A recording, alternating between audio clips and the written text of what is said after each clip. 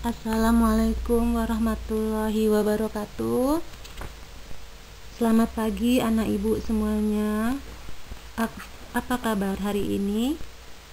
Alhamdulillah, hari ini kita masih bisa belajar meskipun daring.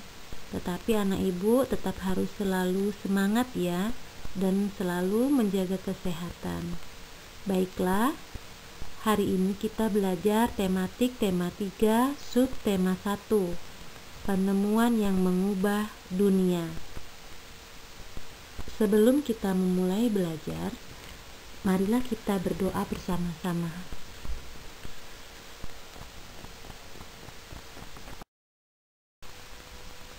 Tujuan pembelajaran: dengan membaca, siswa mampu menyebutkan informasi penting dari teks eksplanasi yang dibaca tentang penemu yang mengubah dunia dengan mandiri. 2. Setelah membaca, siswa mampu mempresentasikan informasi penting dari teks eksplanasi yang dibaca tentang penemu yang mengubah dunia dengan peta pikiran yang tepat. 3. Dengan mengamati, siswa mampu mengidentifikasi komponen-komponen listrik dan fungsinya dalam rangkaian listrik sederhana dengan tepat. 4. Setelah pengamatan, siswa mampu menyajikan hasil pengamatan tentang komponen-komponen listrik dalam rangkaian listrik sederhana dan fungsinya dengan tepat. Dengan mengamati dan melakukan wawancara, siswa mampu mengidentifikasi perubahan sosial budaya dalam kehidupan masyarakat atas ditemukannya listrik dengan tepat. Listrik merupakan salah satu kebutuhan penting dan sangat fundamental bagi manusia. Sebagai sebuah energi, listrik menjadi kebutuhan yang sangat vital bagi umat manusia di dunia. Begitu banyak manfaat listrik bagi kehidupan kita. Dengan listrik, kita dapat menonton televisi, mendengarkan radio, menyalakan lampu, menerima telepon, dan aktivitas yang lain. Kita harus bersyukur atas penemuan listrik. Listrik membuat kehidupan manusia menjadi lebih mudah dan melakukan kegiatan dengan baik. Nah, sekarang ibu mau tanya, siapa yang pertama kali menemukan listrik? Ada yang tahu? Ya, nah, anak ibu bisa melihat ya, di layar ada tokoh penemu listrik namanya Michael Faraday. Ada 2 fotonya, tapi semuanya adalah Michael Faraday. Yang pertama, Michael waktu muda, dan yang kedua, Michael Faraday yang sudah tua. Michael Faraday. Michael Faraday adalah orang yang berjasa untuk menghasilkan arus listrik. Dia adalah seorang ilmuwan Inggris terkenal. Michael Faraday lahir di Inggris pada tanggal 22 September 1791. Dan dia juga menciptakan motor listrik pertama di dunia. Oleh karena itu, Michael Faraday dianggap sebagai bapak penemu listrik. Baiklah anak ibu, sebelum kita melanjutkan pembelajaran berikutnya tentang Michael Faraday, anak ibu bisa membuka buku tema 3 halaman 4. Nah, anak ibu baca dan pahami bacaan tentang Michael Faraday. Selanjutnya, anak ibu buka halaman 6 ya.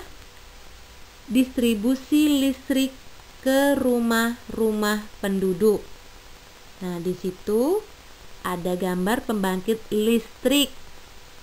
Lalu ada penaik tegangan, kemudian saluran transmisi, saluran distribusi, dan pelanggan listrik ya. Itu merupakan pendistribusian pembangkit listrik ke perumahan. Anak ibu bisa membuka halaman 6.